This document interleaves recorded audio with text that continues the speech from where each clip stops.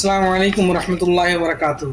चलें, हमने आपसे कहा था कि हम जमहूरियत नेपाल, आईने जमहूरियत नेपाल सीखेंगे, पढ़ेंगे। तो आज से हम शुरू करते हैं इब्तदाइया। ठीक है, इब्तदाइया। मैं इसको जो है पिन भी कर दूंगा। आप हमारे वेबसाइट www.nepalurdutimes.com पे जा करके आप PDF पूरी मिलेगी आपको, वहाँ पढ़ भी सकते हैं आप, या हमारे YouTube चैनल या फेसबुक पर या कहीं भी आप हमारा देख सकते हैं। तो हम सबसे पहले constitutional as the fundamental law, हम इसको पढ़ते हैं कि ये क्या होता है। पहला हमारा दस्तूर जो हमारा है वो क्या है, वो ये है, उसमें दो चीज़ें हैं। ये दस्तूर जो फंडामेंटल लॉ है वो दो चीज़ों पर है। क्या है? ये आइन नेपाल का बुनियादी कानून है। इस आइन से मुतसादिम तमाम कवानीन अदम मुताबिकत की हद तक बातिल होंगे। यानी कि जो कानून बना है इस कानून के तहत ही आपको काम करना। इसके बाहर का अगर कुछ भी कोई कानून लेकर आता है तो जब तक बिल पास ना हो जाए वो बुनियादी तौर पर कानून नहीं माना जाएगा। बल्कि दूसरा, ये आइन को बरकरार रखना हर फर्द का फ़र्ज़ होगा। यानी जो हमारा कॉन्स्टिट्यूशन है, यानी हमारा जो संविधान है, आइन जमहूरिया है नेपाल, इसकी हिफाजत करना, इस पर अमल करना हर शहरी पर लाजिम है। हर शहरी को लाजिम है कि इस पर अमल करे। एक बात याद रखें, संविधान बहुत बड़ी चीज़ है, आइन बहुत बड़ा जो है हमारा हथियार है। बहरहाल दूसरा नंबर हम देखते हैं। दूसरा नंबर जो है वो है खुद मुख्तारी और रियासती इख्तियार। ये क्या होता है? यानी कि हमारे मुल्क में जो कानून बने हैं उसके हवाले से मैं इसको समझाता हूँ।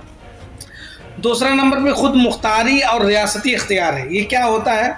नेपाल की खुद मुख्तारी और रियासती इख्तियार नेपाली अवाम के सुपुर्द है। यानी अब राजतंत्र नहीं रह गया है, अब ये गणतंत्र हो गया है। अब हम चुनेंगे कौन हम पर हुकूमत करेगा। अब हम चुनेंगे, हमारे चुनाव से लगेगा, हमारे वोट से, हमारे उंगलियों के निशान से हमारे मुल्क को चलाने वाला बनेगा। तो ये खुद मुख्तारी हुई। मुल्क अब खुद मुख्तार जो है किसी फर्द वाहिद राजतंत्र में नहीं रह गया, बल्कि ये क्या हो गया? गणतंत्र हो गया, जिसको हम जमहूरी कहते हैं। नेपाल की खुद मुख्तार रियासती इख्तियार नेपाली अवाम के सुपुर्द है, जिसका इस्तेमाल इस आइन के मुताबिक किया जाएगा। ये पहला चैप्टर है, चैप्टर 1। यानी कि हम मुल्क का जो भी फैसला होगा ये संविधान के अंदर में होगा। जमहूरियत, आइन जमहूरिया नेपाल के ही मुताबिकत में होना चाहिए। तीसरा नंबर, नेशन। नेशन क्या होता है? कौम। नेशन मतलब कौम। अब कौन सी कौम यहाँ रहेगी, कौन सी कौम नहीं रहेगी, इसके बारे में जानते हैं।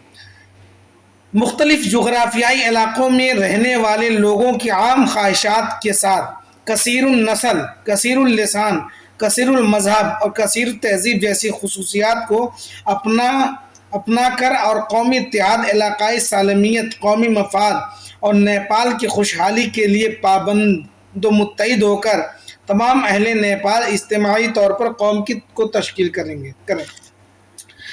नेशन क्या होता है? वन नेशन वन लैंग्वेज होता है ना। अब हमारे मुल्क के बारे में कहा जा रहा है कि हमारे मुल्क में जोग्राफियाई एतबार से बहुत सारे मज़ाहिब के लोग रहते हैं, बहुत सारी ज़ुबानें बोली जाती हैं, बहुत सारे ज़ात, धर्म, मज़हब के लोग रहते हैं यहाँ पे। बौद्ध, हिंदू, सिख, ईसाई, मुस्लिम, क्रिश्चियन। अगर कोई फ़र्द वाहिद ना समझे कि हमारा है, बल्कि तमाम लोगों की जिम्मेदारी है कि मिलजुल करके हम अपने मुल्क की हिफाजत करें, अपने मुल्क की तरक्की में अपना हिस्सा डालें और अपने मुल्क की आइन की हिफाजत करें। लास्ट वन आज का जो है चैप्टर फर्स्ट में, नेपाल की रियासत कैसी होगी।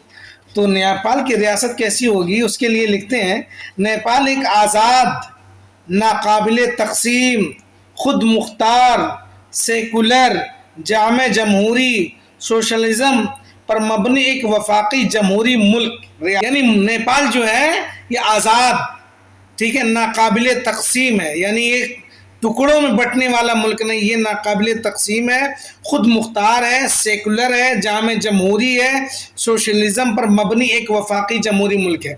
यानी तमाम मुल्क में रहने वालों की राय ही से हमारे मुल्क को चलाया जाएगा।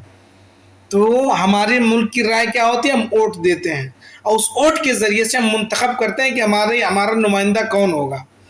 तो ये आज का पहला सबक रहा आईने जमहूरियत नेपाल का। मुझसे गलती भी हो सकती है, लेकिन मैं बहुत फर्स्ट टाइम आप लोगों से सोच रहा हूँ कुछ नई चीज़ें शेयर की जाए। तो आप लोग इसको फॉलो करें, शेयर करें और आगे बढ़ावें। इंशाअल्लाह कल दूसरा चैप्टर आपके सामने होगा। अस्सलाम वालेकुम, जय नेपाल।